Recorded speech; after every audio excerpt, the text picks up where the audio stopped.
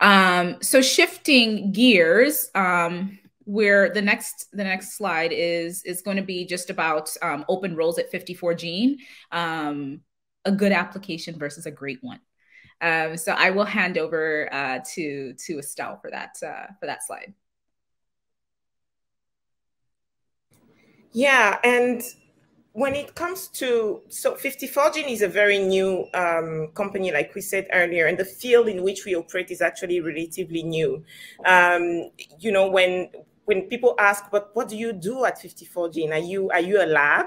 You know, I remember those were like very early questions that we have, because of course, when you search about the company, the first things that you see is, the things that we do with within the laboratory space, right? But there's actually quite a range of roles that you can apply for at 54 Gene. We have different functions. All three of us like represent different functions that are quite different, but still in the same field. So maybe we could go through like the core type of roles that you could see if you wanted to apply for 54 Gene. We can start with the laboratory scientist, and maybe Dr. Jumi, what do you look at when you are hiring people for the lab who are working in the lab and on the bench? Thank you, Estelle. The first thing I look for is experience over qualification.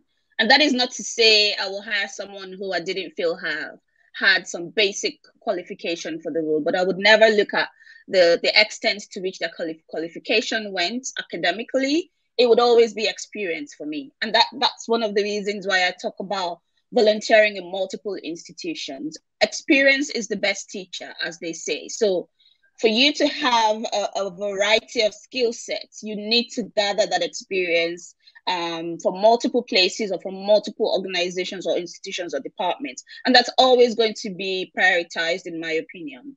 The type of work that we do at 54 Gene, as you rightly said, is very new, very niche. And it's scarce even outside of Africa, right? So some places, even in Europe and the US, don't necessarily have enough qualified scientists to do the type of work that we do. So when I see effort on behalf of a scientist, maybe they've gone and done some self-learning online, or they've attended enough webinars to know about the background of something, or they've worked or volunteered in multiple organizations that do maybe somewhat similar things. Knowing that we still have to train those people to get to the level that we require them to operate in the company, I would always go for people who have a lot more diverse and varied experience in allied fields, if not necessarily in the field of molecular genetics and genomics, versus someone who had, say, a BSc, an MSc, a PG dip, or PhD. It would always be about how many years have you spent learning this role on the job. Of course, there are some roles that we know that people won't have the experience, especially for the junior and intermediate roles. And again, it will always be, how open-minded are these people? How many times have they gone to FutureLearn or Coursera, as Abi said, to train themselves on something? So we would start to look outside of their core focus and start to think of how are they perceived on paper outside of the skills that are related to the role they're looking for. So again, how are they tech savvy? Are they self-driven? So do they take courses, and is there a record of those courses on their CVs or their cover letter to show that they have self-taught or self-trained themselves to an extent? And also to show that they're curious enough about what is happening in their field or in the space around the field that they want to progress into.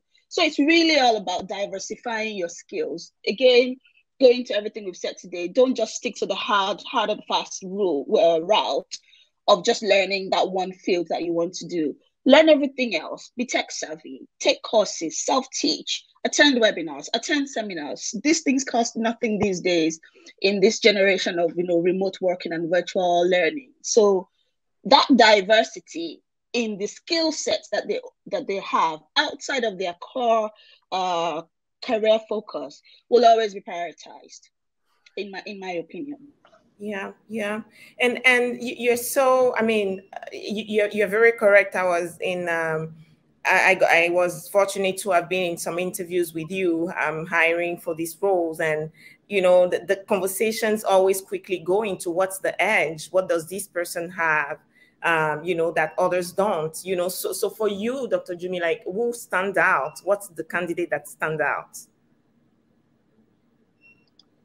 So let me use something relatively practical. So if I was hiring for, say, a molecular research scientist, for instance, if, say, an intermediate one, so not necessarily entry level, not necessarily senior.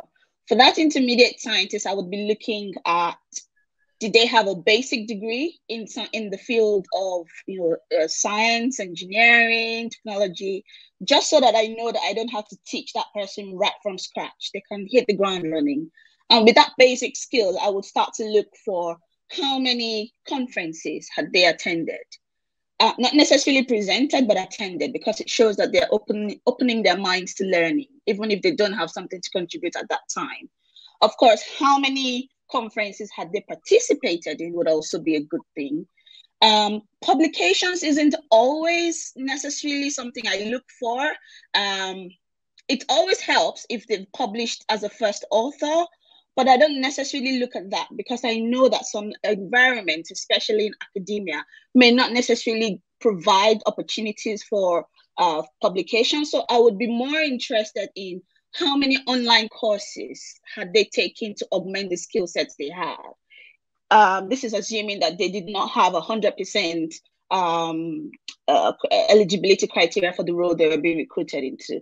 How many times had they gone online to learn something of their own, without necessarily going through like a strict academic route or training route to do it? Of course, how many places had they worked in, whether voluntary or paid? How many institutions within the career path that they were pursuing and outside had they worked in? Those will always be things that I would look out for to shortlist for an interview. Of course, the person still has to demonstrate that everything they've written down, of course, pans out in the interview itself, and just being able to communicate at the interview. All of this variety of things that they had engaged in is what I always look out for. I know that in the field we're in, anyone who's coming in will still get an extensive amount of training. So the basics would be, you know, how well-rounded these people are, and how open-minded, how self-motivated are they? And these would be priority for me. Yeah. And I think if I would touch on the clinical research role, picking up from, you know, some of the things that you said, Dr.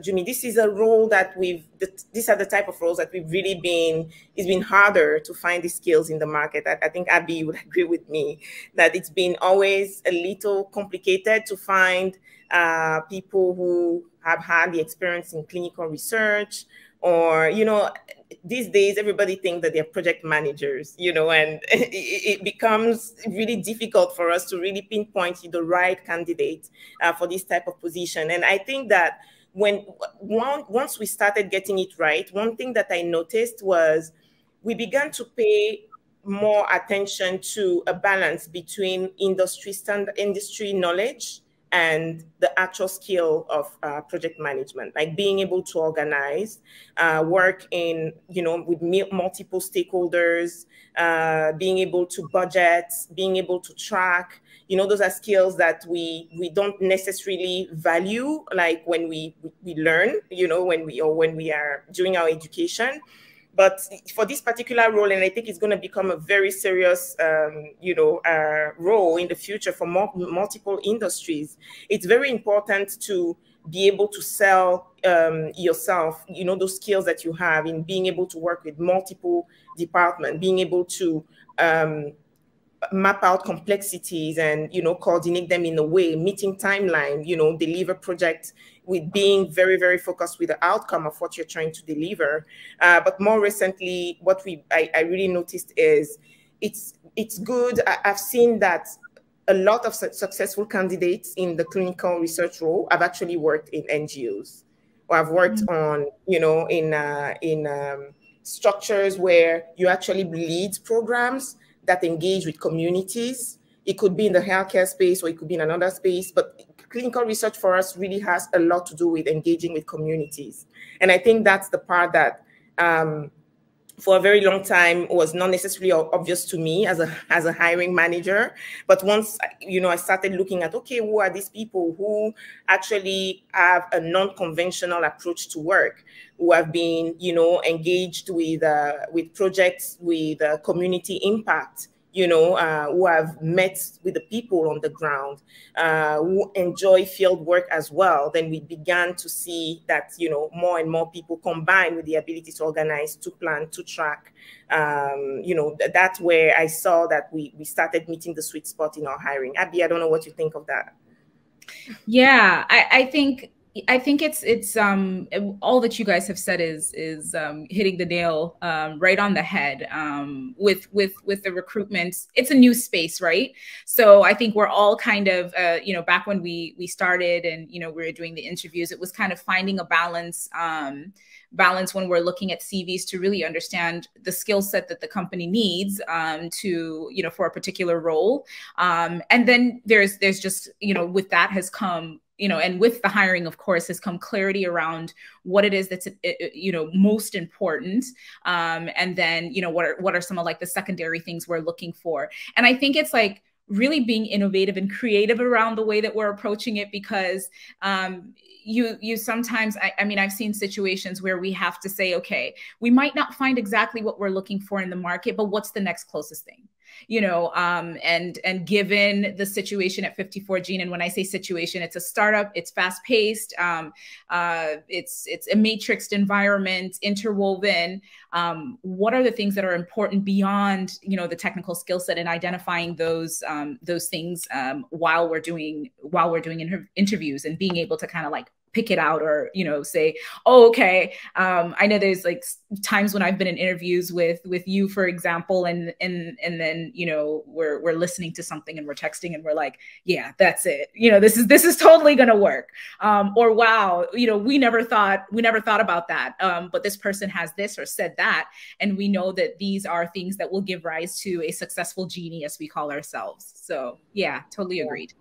Yeah, absolutely. I'm just going to look at a few questions that came in. I think the first one, I studied microbiology, but have had my career majority in administration, and for the last 9 years plus in the trade export sector. I've had certification in export-related field.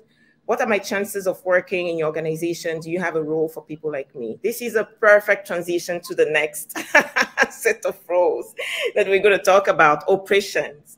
And to me, I think operations to me is what glues the organization, right? Those are roles that are not necessarily the most visible, because the core focus of an operational leader or contributor is to make sure that everything is smooth, right? That we are performing in silence, basically.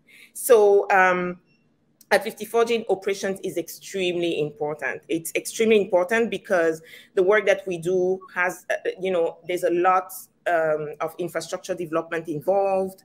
There's a lot of transportation and logistics involved. There's a lot. We need people who don't mind rolling their sleeves and going, to the fields, going to meet with customs, going to meet with, stakeholders, and literally find solutions. So those are out of lab jobs, but they are, at the very least as important as what happened in the lab, because without those functions, logistics manager, supply chain manager, just operation manager, someone who is really, monitoring everything that is happening within the company to make sure that there's no glitches. So those are roles that exist, and as we expand, more and more opportunities, are coming up. And if you ask me, the perfect candidate for operation is someone who can demonstrate that they are resourceful. In operations, the background work and experience is important, but what really, really, really makes the difference is your ability to be resourceful, because you're definitely there to find solutions to problems. That's what it's all about. And there's no playbook to how operations is being run. I mean, you can get into MBAs for days and still, struggle in roles in operations. It really has to do with how much closer to the, to the end goal are you willing to be?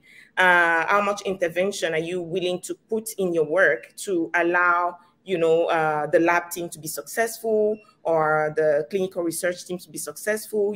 That's really what operation means at 54Gene. And to this profile, actually, this profile is very similar to mine. I think you have a lot of chance to working in a company like 54Gene. I think, yes, there's another question, but before I take the other question, I don't know, Jumi or Abi want to add anything to that? I think you've hit the nail on the head, Estelle. Yeah. So, yeah. Okay, great. So we have another question. I think, Dr. Jumi, you responded.